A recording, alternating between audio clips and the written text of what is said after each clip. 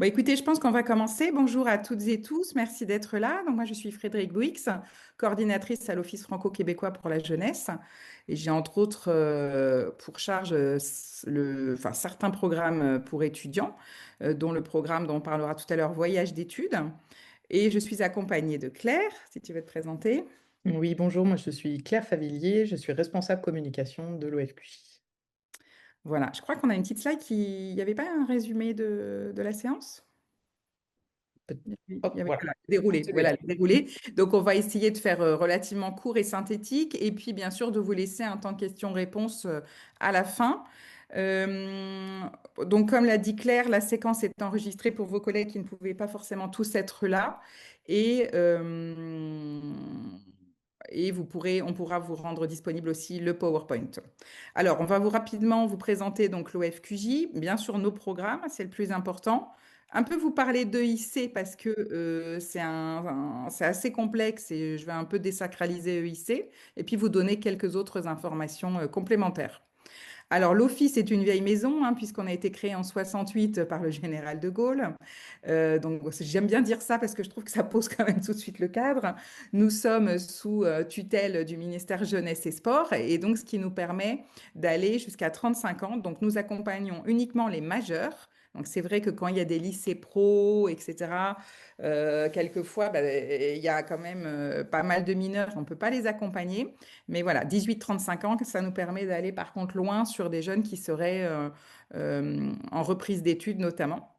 Et puis vous allez voir, on va en parler, on a un ensemble de programmes qui s'adressent plus ou moins tous aux étudiants. On insistera quand même beaucoup plus sur ceux qui s'adressent aux étudiants ou aux jeunes diplômés, parce que j'imagine que dans vos fonctions respectives, je vois un petit peu vos fonctions qui s'affichent. J'imagine que certains accompagnent aussi les jeunes diplômés. Et donc, on a des programmes, voilà, jeunes diplômés, demandeurs d'emploi qui peuvent peut-être vous intéresser. Par contre, vous voyez qu'on n'accompagne aucun projet d'immigration ou d'emploi temporaire.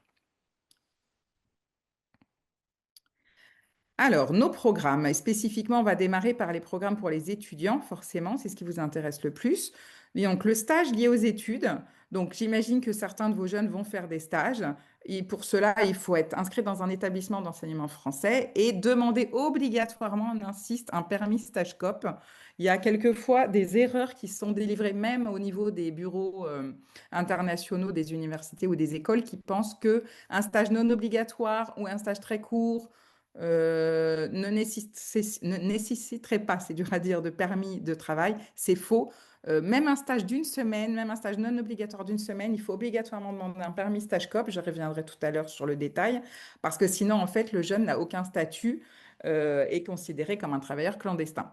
Alors, c'est vrai que nous, on intervient quand même relativement peu sur ce programme-là. Nous n'avons pas, malheureusement, d'offre de stage. On va revenir dessus. On a un gros volet de banque de stage, mais qui est plutôt pour les jeunes diplômés.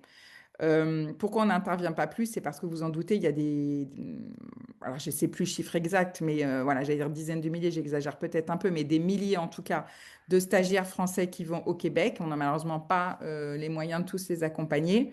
Donc on donne uniquement un soutien voilà, de 200 euros. Alors il n'est pas difficile à obtenir, hein, il suffit de s'inscrire sur notre site et de joindre sa convention de stage et son permis de travail une fois qu'on l'a obtenu. Et l'OFQJ fait un virement de 200 euros. Alors bien sûr, ce n'est pas un gros montant, mais comme c'est vraiment très simple à obtenir, ce serait quand même dommage de se en priver. Et je tiens aussi à dire qu'il reste de la place pour cette année 2025, ce qui veut dire que si vous connaissez des jeunes bon, qui vont partir, et même on va pouvoir faire un peu de rattrapage cette année. Euh, bon, il y a une petite baisse d'effectifs, on en parlera peut-être après pourquoi. Il y a peut-être une petite baisse d'attractivité du Québec pour les jeunes qui voulaient poursuivre leurs études parce que on va le voir, il y a eu des petites restrictions au niveau des permis de travail. Mais du coup, voilà, ça permet, nous, de faire du rattrapage. Et si vous avez des jeunes qui sont partis en stage cette année, qui n'ont pas demandé leur soutien à la mobilité, c'est encore possible de le faire de manière rétroactive. Donc, faire passer l'information que, voilà, c'est pas très compliqué. Encore une fois, il suffit de s'inscrire sur ofqj.org, de créer un compte. Et puis, en gros, de déposer son permis stage COP et sa convention de stage. Voilà. Nous avons un deuxième programme qui est le voyage d'études au Québec. Là, on est sur du collectif. Donc là, il s'agit d'écoles et d'ailleurs, on va vous montrer quelques exemples juste après. Ce sont des jeunes qui partent en lien avec une école au Canada. Donc, ça peut être de tout niveau. On a aussi bien des MFR, des CFA que des masters ou des IUT, etc. Donc, en fait, ce sont des jeunes qui partent en collectivité, enfin en collectif plutôt, avec leur établissement. Donc, ça, c'est l'établissement qui est porteur du projet. On n'est pas sur un projet individuel. Donc, en général, c'est l'école qui va déposer le projet sur le site de l'OFQJ. Et on peut monter jusqu'à 30 jeunes maximum, c'est-à-dire qu'au-delà de 30, nous, on ne peut plus assurer le versement des 200 euros par jeune à l'école, hein. Mais vous pouvez nous déposer des projets pour même l'année prochaine. Il reste quelques places encore aussi pour cette année. Si vous aviez fait un projet en 2025 et que vous n'aviez pas demandé votre bourse pour l'école, c'est encore possible. Donc là, on va montrer les exemples. Claire, ça va être plus parlant. Oui, tout à fait. Alors, excusez-moi, je vais juste repartager un écran différent. Je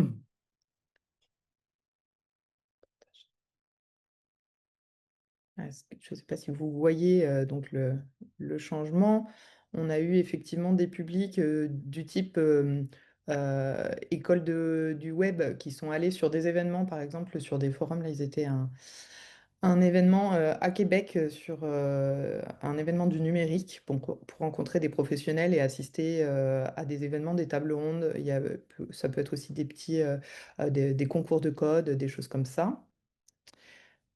Hop. On avait également des jeunes qui étaient en formation foresterie et je crois qu'on a quand même pas mal de projets qui sont liés à tout ce qui est métier du bois et de l'agriculture également.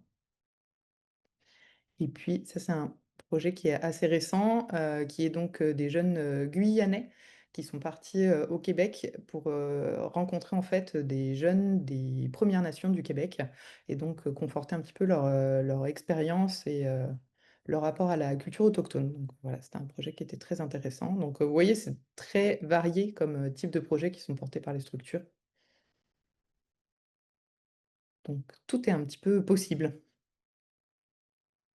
Complètement, complètement. Vous nous soumettez votre demande. Vous pouvez aussi m'envoyer un mail, je donnerai les contacts tout à l'heure. Quand vous savez que vous allez avoir un projet pour 2026 et qu'il n'est pas encore complètement construit, vous pouvez m'envoyer un mail pour que je réserve voilà, vos places, entre guillemets, pour que le soutien soit encore possible. Par exemple, si vous partez en octobre et finalement que les budgets ont tous été grignotés, bah, c'est bien de vous positionner assez tôt. Par contre, et ça c'est un peu, je sais que ça peut être une déception pour beaucoup, malheureusement, nous n'avons pas de lien avec des établissements québécois. Donc si vous-même, vous n'avez pas de lien avec un établissement québécois, c'est vrai que c'est la partie un peu complexe.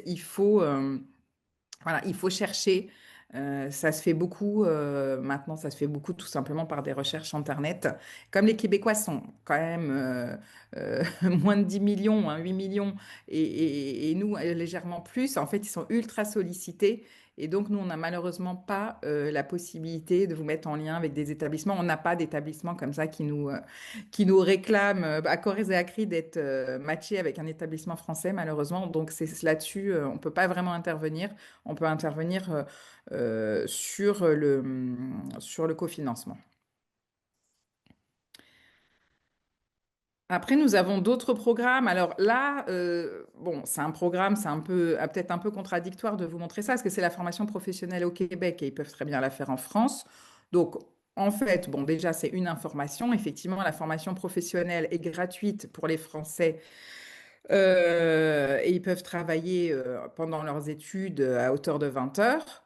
Alors, on ne veut pas concurrencer le système français, ça peut venir en complément, ça peut être soit une année de plus pour faire une spécialisation après une formation, après un BTS, etc. Puis on a aussi beaucoup de jeunes qui sont en réorientation. Quand je regarde un petit peu les profils des jeunes qui font ces formations, bon, ça va de charpentier à webmaster en passant par graphiste. Enfin, il y a vraiment toutes les formations professionnelles qu'on peut imaginer. On a aussi pas mal de jeunes qui ont commencé des cursus universitaires, hein, première année, deuxième année, puis qui décrochent et qui ont quelquefois du mal avec le système français, il faut être honnête, hein, ça arrive. Et donc, bon, ben, certains s'orientent vers la formation professionnelle au Québec. Alors, elle a l'avantage d'être gratuite et très pragmatique, hein, très pratico-pratique avec de beaux moyens. Par contre, il faut quand même justifier qu'on a un an de côté, hein, donc un peu plus de 10 000 euros de côté pour obtenir son permis d'études. Donc, c'est pas donné à tout le monde d'obtenir un permis d'études en ce moment au Québec. Donc, c'est pour ça qu'effectivement, il y a eu, enfin, entre autres pour ça qu'il y a eu une petite baisse des étudiants au Québec, c'est que l'inflation est passée par là. Et la vie est plus chère qu'avant le Covid. Et donc, oui, faire des études au Québec, c'est pas cher sur le papier, mais il faut quand même justifier qu'on a voilà, 10 000 euros et encore ça augmente. Je ne sais plus si c'est 10 000 ou si c'est 12 000 qui sont annoncés pour l'année prochaine.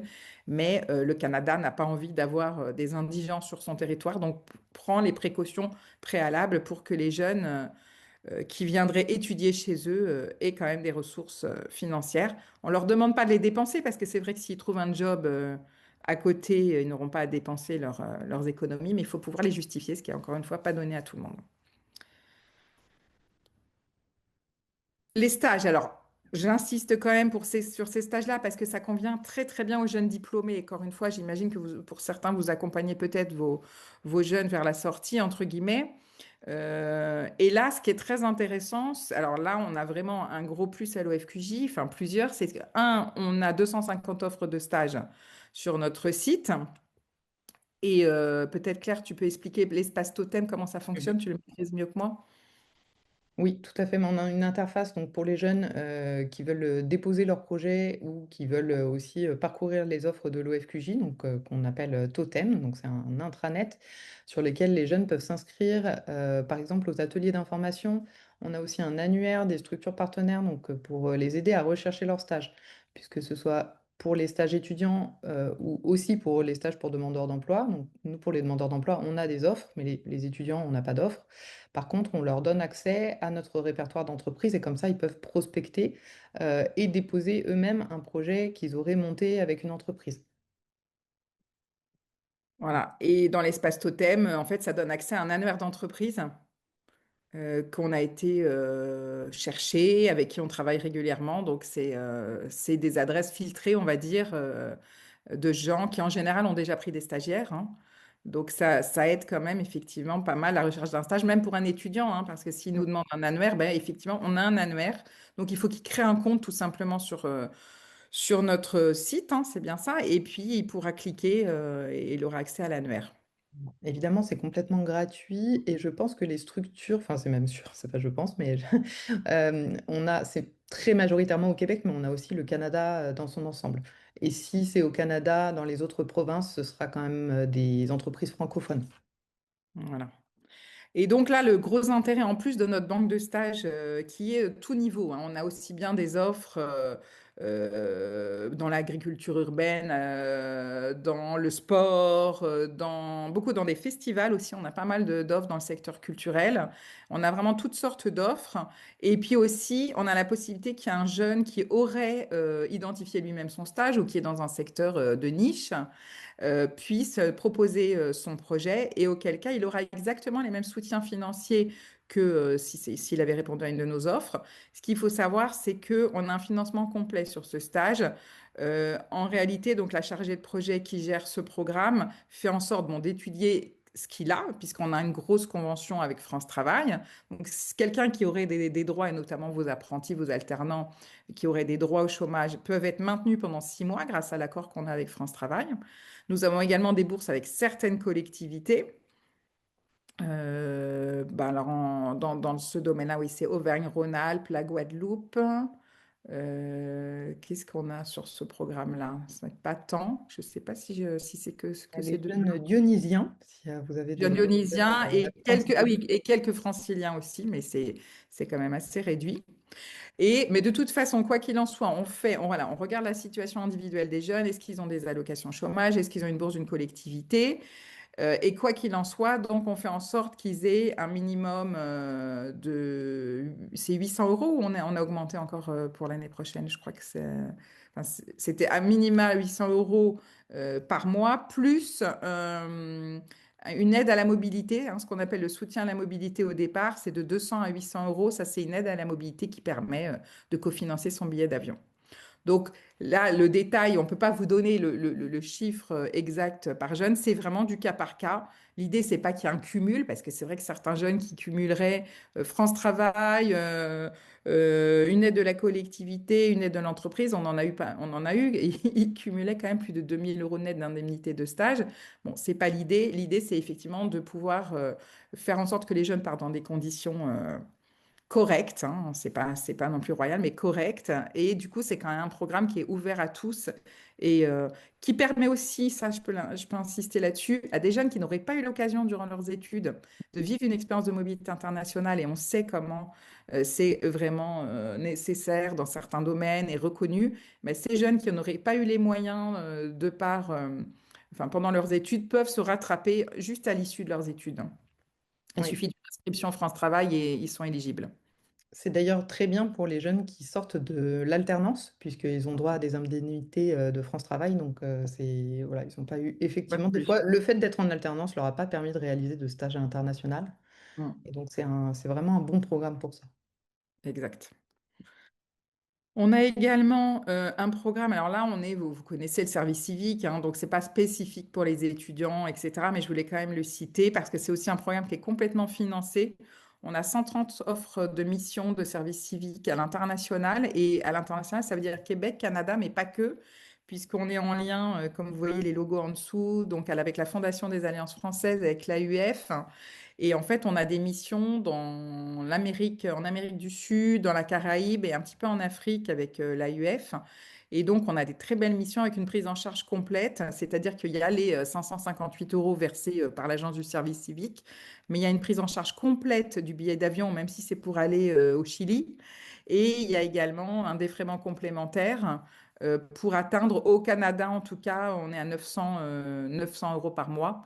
Donc, encore une fois, hein, c'est pas royal, mais c'est quand même accessible à tous. Ça nous permet d'avoir des programmes vraiment voilà, qui sont démocratisés et qui visent la mobilité pour tous, on va dire. Et c'est des missions qui sont francophones. Et donc, même quand c'est dans des provinces anglophones ou ben, l'international, par exemple, dans des pays comme bah, en Amérique latine, hein, comme le Brésil par exemple, on n'a pas de sélection à la langue, puisque évidemment la vie locale, elle va être dans une autre langue, mais la mission en elle-même du jeune, elle sera en français, donc ça nous permet d'être assez inclusif voilà, pour tous les jeunes. Et puis, effectivement, je ne l'ai pas précisé, il y a 3 départs en groupe là, 3 départs par an en cohorte, hein, une octobre, une février, une juin. Donc là, on est en train de préparer celle de février. Est-ce que les offres sont toujours à pourvoir, Claire, je crois, hein? Oui, on a 50 offres là. Il y en a une bonne partie qui vont expirer demain. Par contre, comme il y en a 50 et qu'ils ont tendance à pas mal postuler aux mêmes offres, il y a certaines destinations qui marchent mieux que d'autres, évidemment. Les jeunes, ils sont plus intéressés par les grandes villes que par la campagne québécoise. Mais donc, on va sûrement en prolonger d'autres. Donc, il y aura toujours des offres accessibles, je pense, la semaine prochaine. Donc ça va, comme c'est souvent des missions de 11 mois la majorité, ça va aller de février à janvier de l'année d'après. Donc là, sur les cohortes de février, on va être plutôt sur des jeunes qui ont fini leurs études, puisque souvent, si on veut faire une année de césure, par exemple, on va plutôt être de octobre à octobre. Et en fait, nos missions, elles sont pas, les dates sont fixes, donc on ne peut pas postuler à une mission de 11 mois et se dire qu'on va revenir en septembre pour faire la rentrée universitaire euh, et écourter sa mission. Ça ne peut pas se faire, mais par contre, voilà, si vous avez des jeunes qui sont sortants, ça peut être intéressant. Claire, je vois que quelqu'un qui dit, je ne vois pas le PowerPoint. Est-ce que c'est un cas isolé ou est-ce que vous pouvez nous signaler si vous Non, non, voyez? enfin, on le voit Non, bien. oui. Ah Ouais, bon, je bah vois bien, oui. écoutez, vous nous envoyez un mail, Madame Morgane Prou, et on vous enverra le PowerPoint. Enfin, on l'enverra peut-être à tous, ça va être plus simple. Hein, on est désolé, je ne sais pas si ça doit être un problème de votre côté, puisque les autres semblent le voir. On vous l'enverra. Alors, nous avons également, bon là les programmes, effectivement on a fait le tour, donc je voulais effectivement revenir un petit peu sur ce qu'on appelle l'EIC, l'expérience internationale Canada, et notamment le permis de stage, parce que c'est, je pense qu'il y a beaucoup de fantasmes autour de ça, c'est pas simple, mais une fois qu'on maîtrise, ça l'est. Donc, on a un petit schéma. Alors, encore une fois, hein, bon, on va vous expliquer ce qu'il y a dans EIC. En fait, il y a trois permis dans ce qu'on appelle EIC, Expérience Internationale Canada. Vous voyez, c'est un programme qui, en fait, facilite la mobilité des jeunes français vers le Québec par le biais de trois permis. Donc, le PVT, qui est censé être plutôt pour voyager en ce qu'on appelait un peu sac au dos, quoi, hein, et ça a été un petit peu dévoyé. Mais l'idée, c'était ça, c'était d'aller faire un tour du Canada avec des petits jobs à la clé. Donc, on n'est pas trop sur votre public.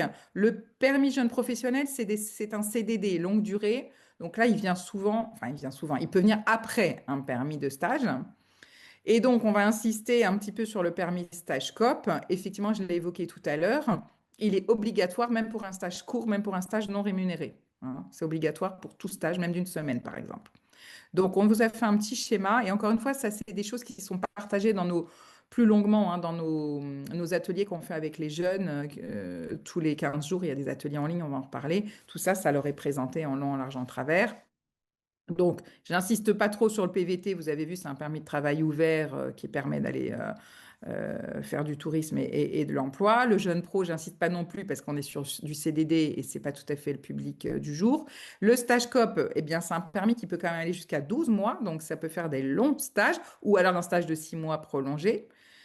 Et puis, ça sert à deux choses, ce permis. Ça sert au stage, que ce soit un étudiant, un demandeur d'emploi, étudiant, etc. Enfin, tous les stages, bien sûr, passent par le permis stage COP. Également les services civiques. Donc, il faut savoir qu'on ne peut pas cumuler ces deux programmes parce que ben, on ne peut pas avoir deux fois le même permis de travail.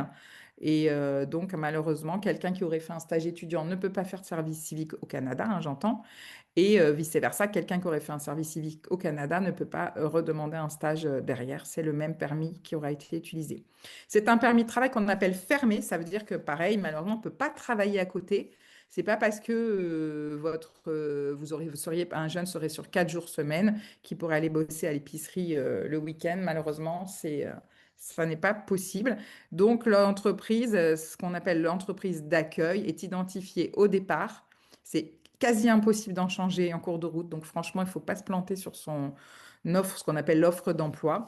L'offre d'emploi, c'est tout simplement une fois que le contrat est signé, la convention est signée entre le jeune et l'entreprise, l'employeur doit soumettre une offre d'emploi sur la plateforme de l'immigration canadienne. C'est un peu technique, je ne vais pas entrer trop dans les détails, mais bon, l'offre d'emploi, c'est une offre de stage, hein, en l'occurrence, et elle doit quand même être attachée au domaine de formation du jeune.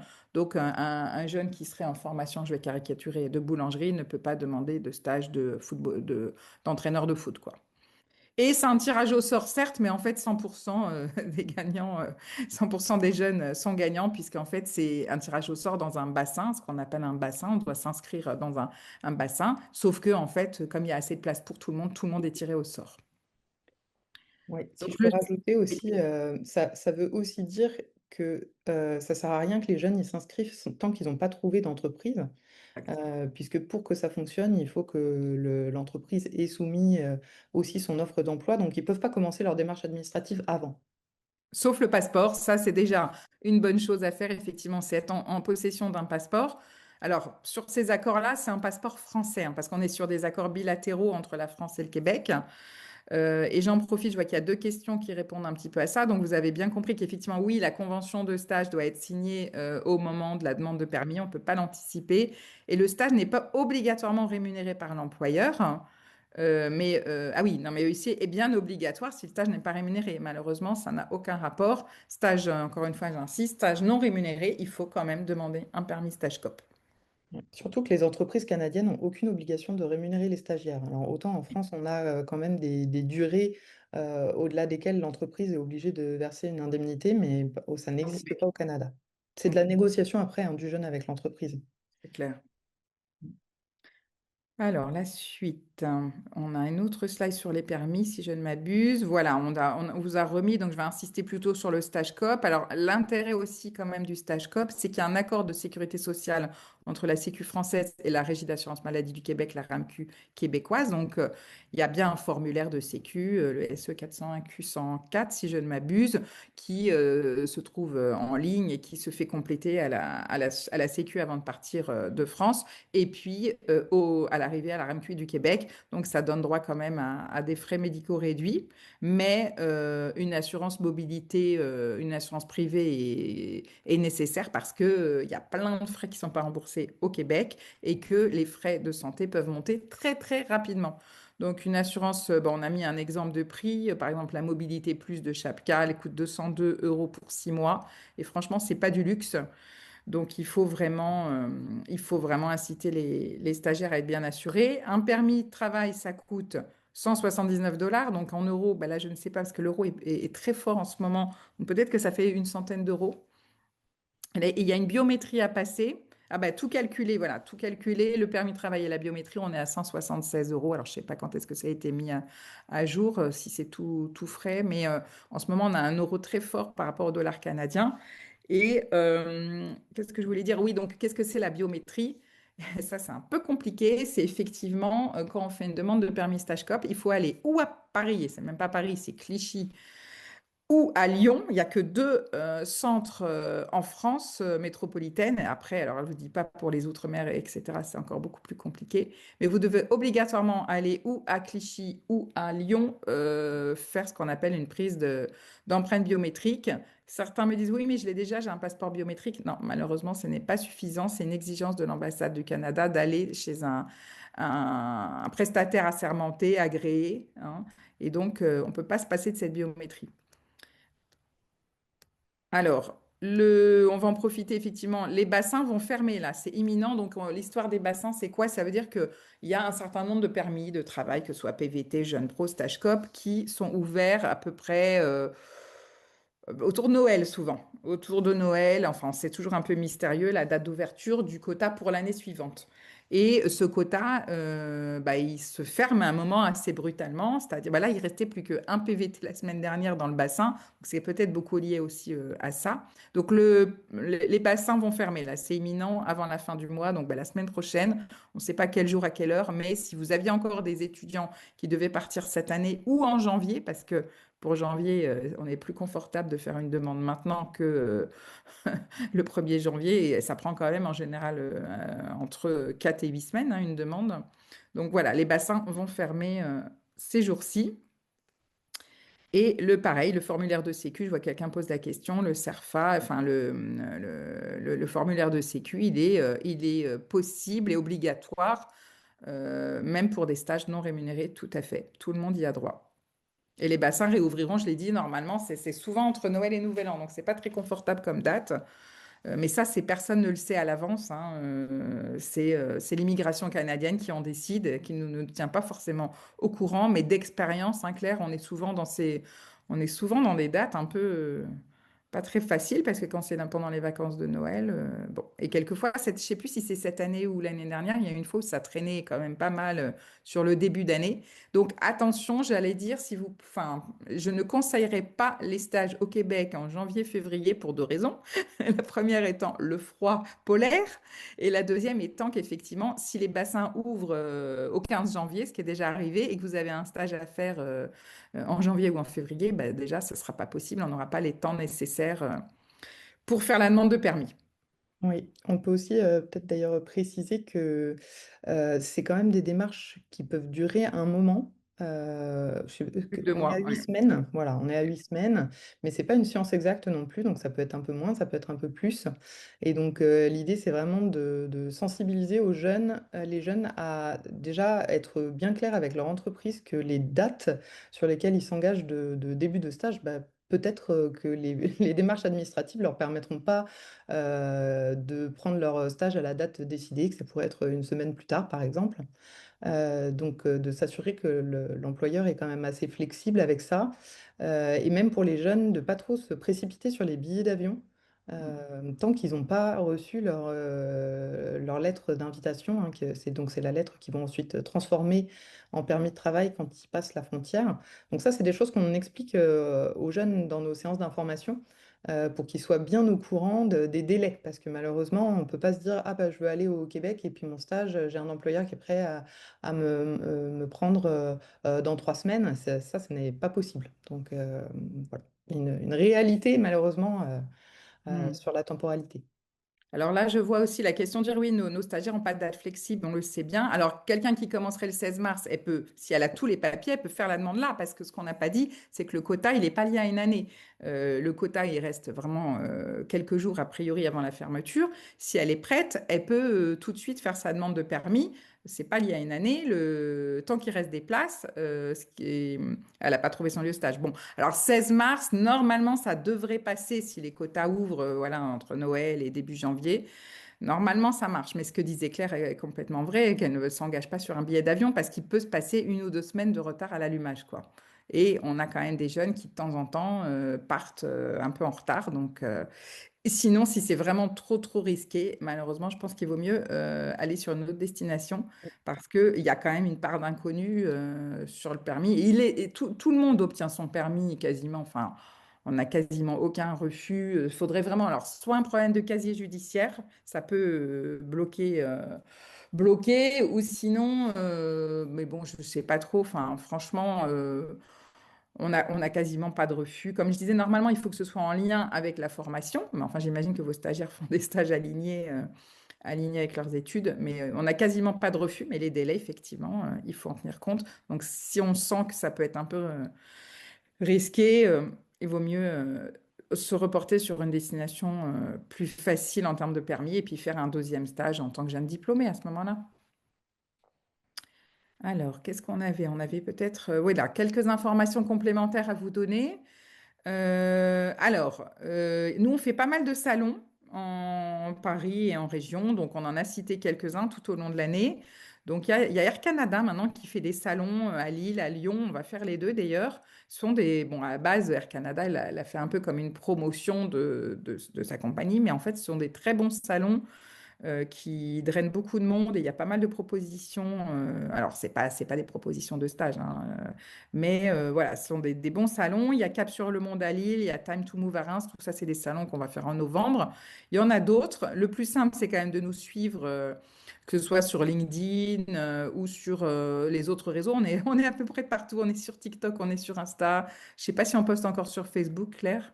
Oui, encore un peu sur Oui, Facebook. encore, voilà. C'est X qu'on ne fait plus. Ah oui, on fait plus X, voilà. Vous vous doutez un petit peu pourquoi. On a pris parti. Et en tout cas, les opportunités au Canada bah, et au Québec, c'est plus ou moins toute l'année. Bon, à part cette histoire un peu contraignante de permis, mais c'est vrai que si on l'anticipe, encore une fois, voilà, quelqu'un qui aurait un stage pour janvier, il pourrait très bien faire sa demande de permis maintenant. Donc, il n'y a pas de réelle rupture. Quand on parle de l'opportunité au Québec, on est aussi plutôt sur de l'emploi, hein, mais bon, ce que je peux vous dire qui peut s'adapter au stage, c'est d'être très proactif sur LinkedIn. C'est vraiment un réseau qu'ils aiment énormément. Donc, les jeunes peuvent, je sais, au début, ils n'ont pas grand-chose à raconter, mais ça peut être un exercice de se créer un LinkedIn. Et après, une fois qu'on est sur place, le fameux réseautage, parce que là, c'est sûr qu'à distance, c'est pas trop possible, ce qu'ils appellent le 5 à 7 là-bas. C'est vraiment bah, les pots après le travail. Et puis aussi tout ce qui est aller dans des assos, faire du sport, etc. Et c'est là comme ça qu'on se crée un réseau. Mais il faut déjà être sur place. Donc c'est plutôt pour des jeunes qui aimeraient prolonger. Donc l'annuaire des entreprises, on en a parlé, hein, il est disponible gratuitement sur Totem. Il faut se créer un compte. Et puis, donc, notre fameuse banque de stage pour jeunes diplômés, jeunes demandeurs d'emploi. Et puis, sinon, on vous a cité, alors, il n'y a pas vraiment comme en France de super sites, style l'étudiant, etc. Mais il y a des offres. Alors, c'est plutôt des offres d'emploi. Moi, ce que je conseille, c'est de détourner des offres d'emploi, c'est-à-dire sur les sites qui sont cités. Eh bien, par exemple, vous voyez que, j'ai n'importe quoi, Bombardier recrute et c'est à peu près dans le secteur des jeunes. Ben, bien sûr, ils peuvent faire une proposition de stage. Ce sera toujours plus pertinent que n'avoir aucun contact. Mais le marché du stage, comme disait Claire, étant pas du tout aussi organisé qu'en France, il n'y a pas d'indemnité de stage, par exemple, etc. Et du coup, bon, voilà, les sites sont quand même a priori moins performant pour trouver un stage. Et il est hors de question, parce qu'à un moment, ça existait, je ne sais pas si ça existe toujours, il est hors de question de payer des sites ou des entreprises pour vous trouver un stage, hein. c'est la plupart du temps des arnaques. Il peut y avoir quelques boîtes privées qui vont vraiment chercher des stages, ça existe, mais il faut faire attention quand même. Normalement, il est possible de trouver un stage sans avoir à payer et surtout pas des grosses sommes. Il y a vraiment des arnaques. Donc, si vous avez un jour un étudiant qui ne sait pas s'il est en train de se faire arnaquer, etc., n'hésitez pas à nous envoyer la proposition. On l'étudiera parce qu'on a quand même l'habitude. Également, nous, voilà, les participants ont droit à plusieurs avantages. Donc, on a effectivement des tarifs avec Chapka, l'assureur, Air Transat et Air Canada, selon les dates, hein, parce que quelquefois, on a des tarifs à certaines dates, mais quelquefois, c'est moins cher en direct, hein, bien sûr. Ce qui est intéressant, effectivement, quand ils passent par nos liens, c'est qu'ils peuvent avoir, donc ça, c'est plutôt pour ceux qui partent très longtemps, ils peuvent avoir effectivement les bagages offerts et un deuxième, deux bagages, c'est ça? C'est un ou deux bagages, je ne sais plus. Alors, oui, alors ça dépend de. En fait, on a un accord avec Air Transat et un Ah accord oui, avec Air ah oui, c'est Canada, qui n'est pas exactement le même, mais c'est-à-dire que Air Transat, c'est un bagage supplémentaire. Donc, si vous prenez un billet avec zéro bagage, vous en avez un. Si vous c'est prenez ça. un billet avec un bagage, vous en avez un deuxième. Par contre, si vous prenez un billet avec deux bagages, ouais, vous n'en avez pas un troisième. Non, C'est quand le même pas terrible, maximum. mais voilà, ça permet.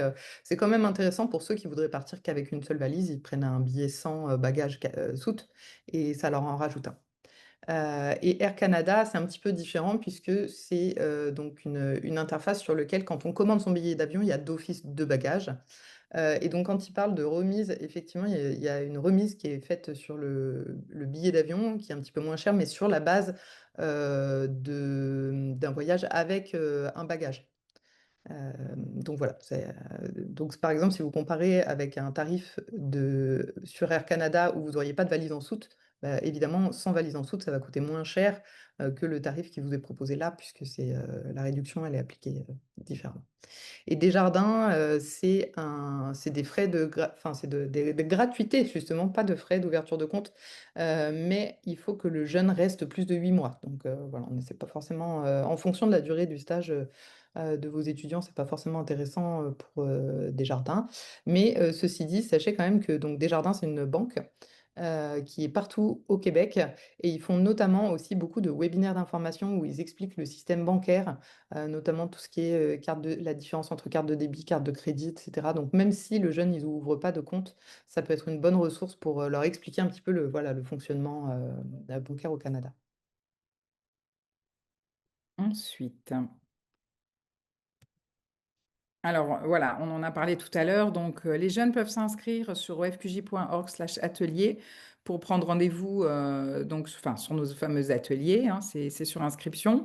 Donc c'est tous les 15 jours, hein, une fois le lundi, une fois le vendredi, donc selon leur disponibilité. Et c'est 1h30 de présentation détaillée, un petit peu plus détaillée que ce qu'on a fait là. J'ai quand même enlevé pas mal d'informations, notamment sur la vie au Québec également et sur le marché de l'emploi. Donc, ils peuvent poser toutes leurs questions et donc, ça permet aussi aux jeunes qui ne peuvent pas se déplacer sur les salons ou dans des villes dans lesquelles nous ne nous déplaçons pas non plus, d'avoir un accès à notre information. Et je pense que nous avons fait le tour. Donc, je vois une question effectivement en disant est-ce que l'on peut commencer les démarches si l'entreprise n'a pas elle-même commencé les démarches pour les permis de travail avant la fermeture des bassins? Alors, j'avoue que j'ai un petit doute. Je pense que non, mais je peux me renseigner. Donc, si vous pouvez nous passer un petit mail, je vais mettre mon adresse email dans la conversation. Là, vous avez notre adresse générique qui est ressources@ofqj.org. Donc là, c'est vraiment une adresse générique. Après, les responsables d'établissement ou enfin, vous-même, vous pouvez bien sûr me contacter. Par contre, ne donnez pas mon adresse à tous vos jeunes parce que moi, je suis quand même, je travaille avec essentiellement les têtes de réseau. Hein. Donc pour les étudiants, ou les questions vraiment de manière générale, pas pressées, etc. C'est ressources@ofqj.org. Et puis voilà, vous avez mon contact fbwix@ofqj.org dans la conversation.